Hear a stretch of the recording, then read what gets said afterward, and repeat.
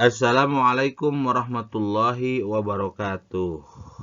Bismillahi walhamdulillah wala haula wala quwata illa billah. Senang berjumpa kembali dengan ikhwatu iman yang berbahagia di channel YouTube Amanu Voice dalam bahasan fikih toharoh edisi yang kelima. Di edisi yang kelima ini kita akan mengangkat tema hal-hal yang mewajibkan toharoh atau bersuci. Ikhwatu iman rahimakumullah, hal-hal yang mewajibkan toharoh bersuci, baik dari hadas kecil maupun hadas besar, ya, adalah 3 hal atau 3 ibadah yang dimaksud di dalam fikih sunnah jilid 1 halaman 56. Ya. Yang pertama yang mewajibkan bersuci sebelum melaksanakannya adalah sholat. Yang kedua adalah tawaf dalam rangkaian ibadah haji atau umroh. Dan yang ketiga adalah menyentuh mushaf. Artinya, sholat tidak diterima dalam keadaan kita berhadas kecil atau berhadas besar, ya. Kecuali dia melaksanakan wudhu dulu sebelumnya kalau berhadas kecil, dan melaksanakan mandi besar untuk yang berhadas besar. Begitupun dalam tawaf dan menyentuh mushaf.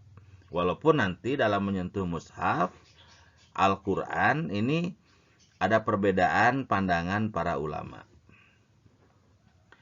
Ikhwatu iman yang berbahagia, berkaitan dengan sholat.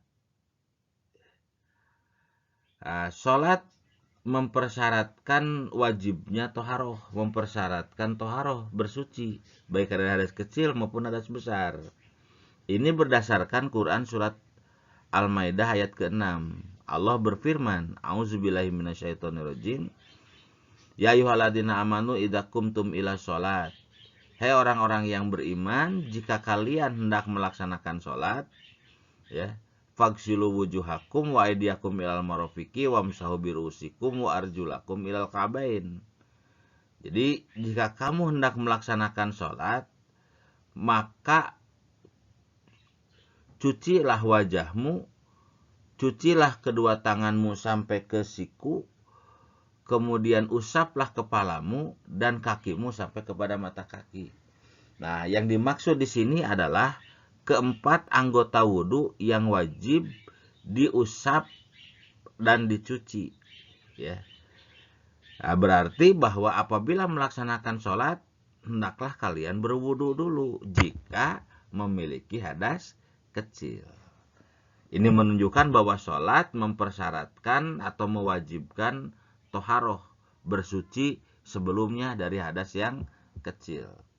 Wa in kuntum junuban fattoharu. Jika kamu dalam keadaan junub itu hadas besar, fattoharu, maka mandilah, ya. Artinya fattoharu di sini adalah mengalirkan air ke seluruh anggota badan, bukan hanya 4 anggota badan yang wajib dialiri air di dalam wudu, ya. Artinya bahwa jika berhadas besar maka mandi, ya. Mandi wajib ini adalah toharoh. Jika berhadas kecil adalah wudu, ya. Wudu adalah toharoh. Berarti menunjukkan bahwa toharoh itu menjadi syarat diterimanya, menjadi syarat sahnya sholat, ya. Wa in kuntum mardo au ala safarin au jahadu minkum minal ghaid au lamastumun nisa falam tajidu ma'an fatayamamu. Jika kalian sakit, bepergian, atau sehabis buang air kecil, buang air besar, atau setelah menyentuh perempuan, falam tajidu ma'an, kemudian tidak menemukan air. Air untuk apa? Air untuk mandi dan berwudu. Nah, bagaimana jika tidak menemukan air? Fatayamamu soidan toyiba. Maka gantilah toharohnya dengan tayamum, yaitu menggunakan debu atau tanah yang toyiba, tanah yang bersih. Famsahu biwujuhikum wa aydiyakum minhu. Maka usaplah, ya, usaplah wajahmu dengan debu yang bersih itu, dan usaplah kedua tanganmu dengan debu yang bersih. Jadi di sini ada 3 hal, 3 aktivitas toharoh, yaitu wudu, mandi, dan tayamum. Sementara tayamum adalah sebagai pengganti wudu atau mandi ketika tidak menemukan air. Ya. Nah ini al-ayah selanjutnya. Ini ayat ini, surat Al-Maidah ayat 6 ini menjadi dalil bahwa sholat mempersyaratkan wajibnya toharoh.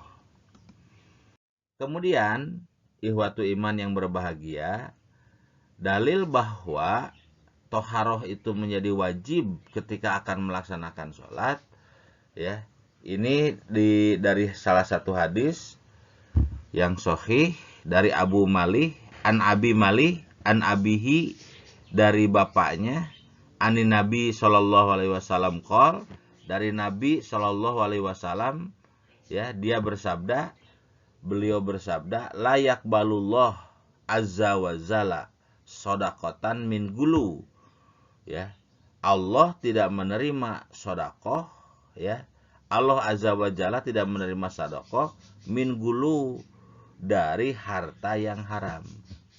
Wala sholatan bi ghairi tuhurin, dan Allah pun tidak akan menerima sholat tanpa bersuci dahulu sebelumnya.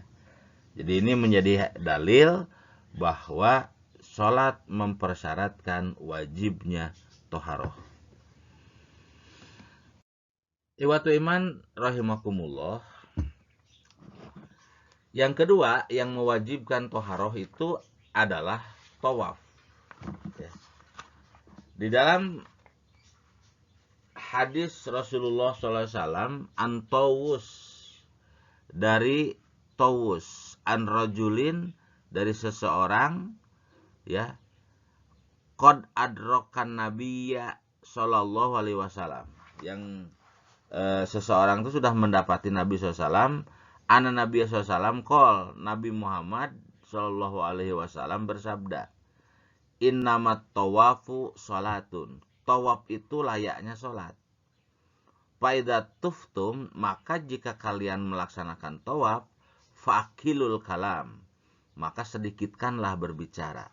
Hadis riwayat Ahmad yang dianggap sahih oleh Syekh Su'aib Al-Arnaud, ya. Iwatu iman yang berbahagia, tawaf adalah mengelilingi Ka'bah sebanyak 7 kali sebagai bagian dari rangkaian ibadah haji dan umroh. Rasulullah SAW mengatakan bahwa tawaf itu adalah sholat atau laksana sholat. Hanya saja boleh berbicara. Gitu. Maka hukum tawaf itu sama dengan hukum sholat, yaitu mempersyaratkan toharoh. Ya. Artinya tawaf tidak sah apabila tidak toharoh, tidak bersuci baik dari hadas kecil maupun hadas besar. Tapi bedanya dengan sholat adalah dalam tawaf boleh berbicara. Gitu. Maka Rasul mengatakan idza tubtum fa'akilul kalam, jika kalian tawaf maka sedikitkanlah bicara, walaupun boleh. Jadi ini menjadi dalil bahwa tawaf itu mempersyaratkan toharoh atau wajibnya melaksanakan toharoh. Ihwatu iman rahimakumullah. Dalam yang ketiga, dalam menyentuh mushaf Al-Quran, ya, para ulama terbagi kepada 2 pendapat. Ada yang mengatakan menyentuh mushaf Al-Quran itu wajib toharoh, mempersyaratkan toharoh. Ada yang mengatakan bahwa persyaratan toharoh itu tidak wajib tetapi sunat, ya. Jadi sebelum menyentuh mushaf maka harus dipastikan dalam keadaan suci, ini wajib, ya.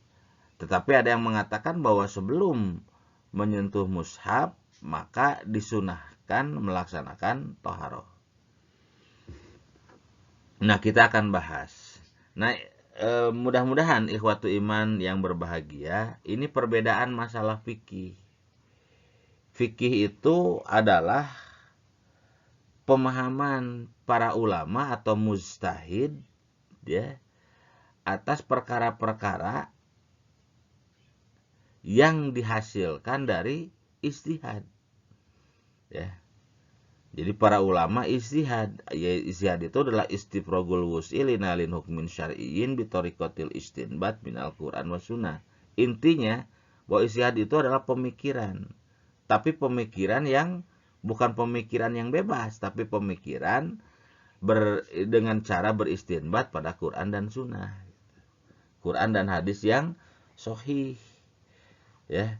Dan pemikirannya itu berkonsentrasi kepada linailin hukmin syar'iyyin, untuk mengeluarkan dari Quran dan sunnah itu dalil-dalil, ya, linailin hukmin syar'iyyin, untuk menemukan hukum-hukum syara.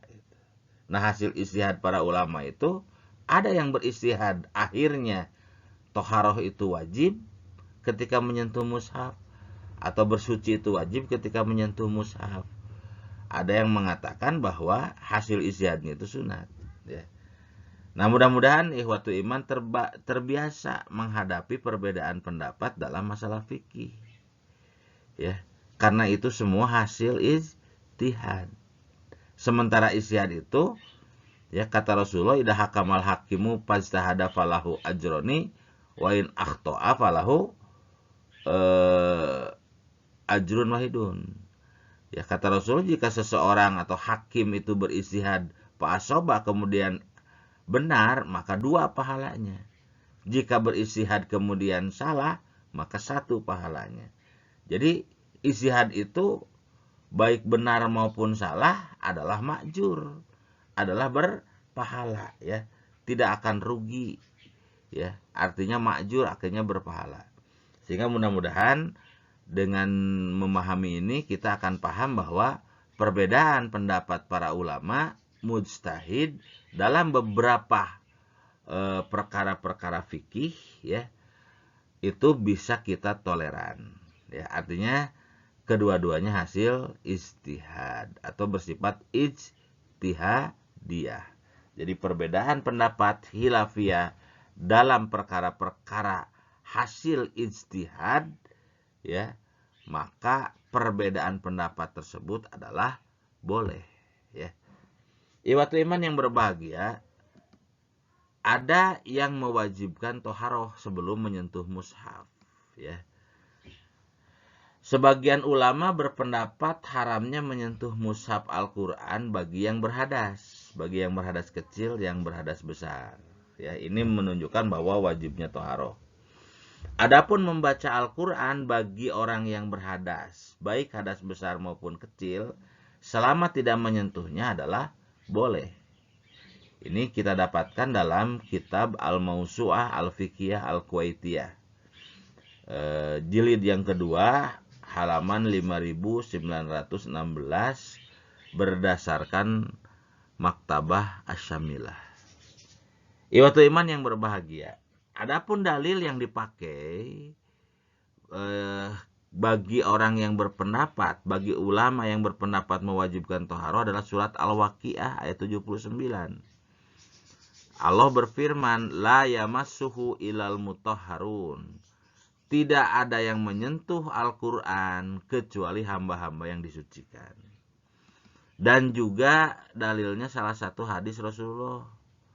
An Abi Bakr bin Hazm, dari Abu Bakar bin Hazm, qala, ya, ia berkata, fi kitabin Nabi SAW, ya, tentang kitab atau surat yang dituliskan oleh Nabi Muhammad SAW, li Amr bin Hazm, bagi Amr bin Hazm, ya, la yamassul Qur'an illa tahirun, la yamassul Qur'an illa tuhrin. Al-Quran tidak boleh disentuh kecuali dalam keadaan bersuci. Hadis riwayat Abdul Razak Al-Faqihi dan Qasim bin Salam, ya. Ikhwatul iman yang berbahagia, berdasarkan Al-Quran surat Al-Waqiah dan hadis ini, maka sebagian mujtahid, sebagian ulama berpendapat bahwa tidak boleh menyentuh Quran dalam keadaan berhadas, ya, kecuali sudah melaksanakan toharoh. Ini menunjukkan bahwa toharoh itu wajib ya, atau syarat wajib bagi yang menyentuh mushaf. Sebagian lagi ulama berpendapat bahwa menyentuh mushaf menyentuh mushaf itu tidak mempersyaratkan toharoh, tetapi persyaratan toharoh dalam menyentuh mushaf hukumnya sunat. Ya. Iwatu iman yang berbahagia, para ulama yang mengatakan bahwa beristihad bahwa menyentuh mushaf itu sunat dalam keadaan toharoh. Ya, artinya kalau dalam keadaan suci itu hukumnya sunat. Ya, karena tidak adanya dalil yang sharih, yang tegas dan sahih, ya, yang kuat baik dalam Al-Qur'an maupun hadis Rasulullah Shallallahu alaihi wasallam. Misalnya dalam surat Al-Waqiah tadi, ya, la yamassuhu ilal mutahharun.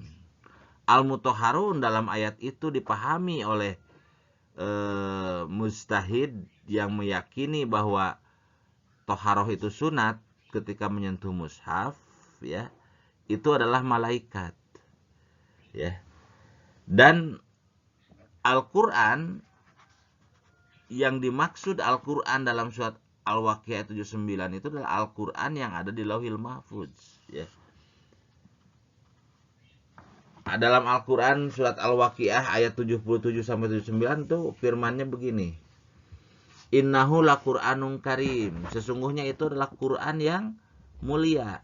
Fi kitabim maknun, yang ada di dalam Lauhil Mahfuz. La yamashu ilal mutahharun. Tidak ada yang menyentuh Quran yang ada di Lauhil Mahfuz ilal mutahharun, kecuali para malaikat. Jadi menurut sebagian ulama dipandang bahwa la yamashu ilal mutahharun tidak bisa dijadikan dalil wajibnya toharoh ketika menyentuh mushaf. Karena mutahharun di situ adalah malaikat, dan Quran yang dimaksud di ayat itu adalah Quran yang ada di Lauhil Mahfuz, ya. Kemudian iwatu iman yang berbahagia, tentang hadis yang tadi dijadikan dalil, dianggap oleh yang berpendapat sunat toharoh dalam menyentuh mushaf itu hadisnya doif karena mursal. Adapun katanya yang marfu itu yang sampai kepada Rasulullah tidak bersanad. Jikapun dianggap sahih, ya, maka hadis tersebut muskil, sulit dipahami, karena pada zaman Nabi, ya, Al-Qur'an belum dibukukan dalam satu mushaf. Jadi ada dua pendapat. Ada yang mengatakan bahwa menyentuh mushaf itu syarat bagi mempersyaratkan toharoh, mewajibkan toharoh. Ada yang mengatakan bahwa untuk menyentuh mushaf toharoh itu sunat.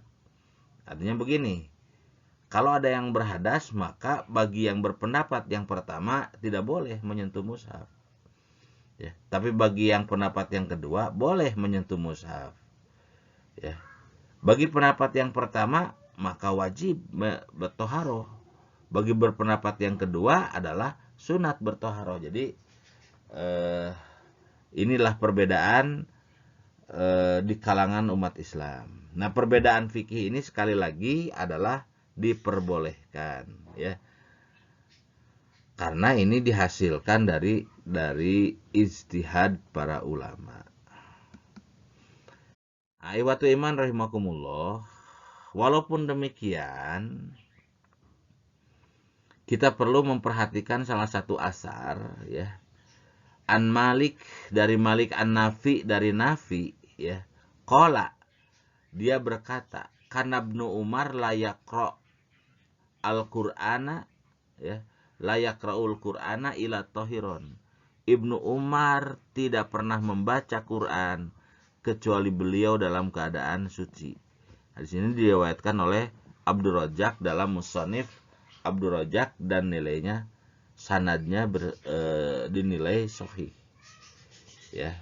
Jadi walaupun wajib, ada yang berpendapat wajib atau sunat, Nah, Ibnu Umar, sahabat Nabi Muhammad SAW, ya, senantiasa ketika akan membaca Quran selalu dalam keadaan suci, ya. Nah, ihwatu iman rahimakumullah, ini menunjukkan bahwa memang lebih baik kita bersuci sebelum menyentuh mushaf Al-Quran. Ya. Demikian pembahasan hal-hal yang mewajibkan toharoh atau bersuci, ya. Semoga pembahasan ini bisa dipahami dan bermanfaat bagi ihwatu iman yang berbahagia. Alhamdulillahirabbil alamin, semoga bermanfaat bagi izul Islam wal muslimin, dan semoga dakwah Islam melalui media ini semakin maju dan semakin berkembang. Billahi fisabilil haq walhamdulillahirabbil alamin. Wassalamualaikum warahmatullahi wabarakatuh.